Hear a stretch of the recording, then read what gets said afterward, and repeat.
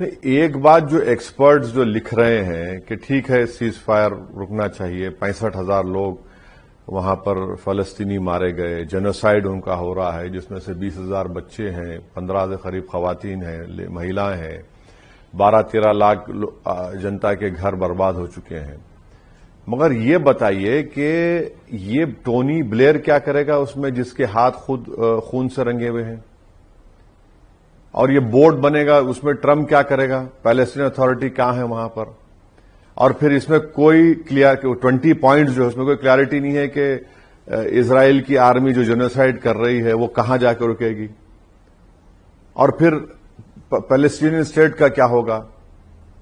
تو یہ تو ہم کو لگتا ہے کہ ریئل اسٹیٹ پروجیکٹ کی طرح یہ لوگ کام کر رہے ہیں وہاں پر۔ مگر اب ٹھیک ہے یہ تو سیز فائر رکا ہے، مگر جو جینوسائیڈ کر ان سے کیا ہوگا؟ ان کو کوئی سزا ملے گی نہیں ملے گی؟ یونائیٹڈ نیشن نے کہا کہ جینوسائیڈ ہوا وہاں پر، تو ان کو کچھ ان کی اکاؤنٹیبلٹی ہوگی نہیں ہوگی؟ یہ ہم کو دیکھنا ہے۔ بس 7 اکتوبر کا حوالہ دے جو نخبہ ہوا تھا ارلی 1900 میں، اس کا کیا تھا؟ وہ کنٹینیوس اچھا اس سے زیادہ ویسٹ بینک میں آپ نے قریب 500 فلسطینیوں کو مار دیا۔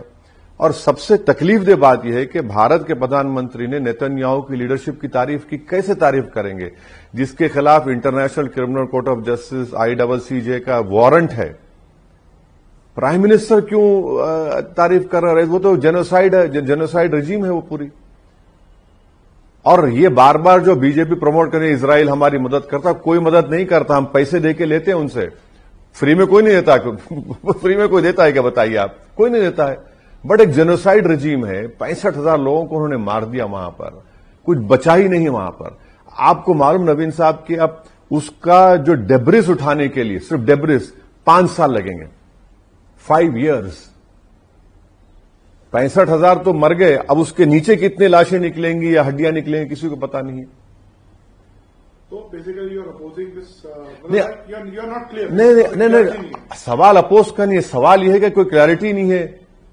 ویسٹرن پاورز کیا کریں گے؟ آپ ہی تو کریٹ کیے، بالفور ڈکلیریشن سے تو آپ نے یہ سب تماشا کیا، آپ ہی نے کیا۔ اور یو ایس تو کمپلیٹلی بلیٹنٹلی اندھا بن جاتا ہے اسرائیل کے معاملے میں۔ ابھی انڈیا نے افغانستان کے ساتھ سمبند اپنے تھوڑے بہتر کیے۔ کل یہاں پہ ان کے فارن منسٹر تھے، آج وہ دیوبند میں ہیں۔ ہماری کچھ پارشل ریسٹوریشن آف ایمبیسی ہوا ہے، تو اس کو کس طرح سے آپ دیکھتے ہیں؟ نہیں، میں تو ویلکم کروں گا اس کو۔ میں تو 2016 میں پارلیمنٹ میں کھڑے ہو کر کہا تھا کہ طالبان آئے گا، آپ بات کریے۔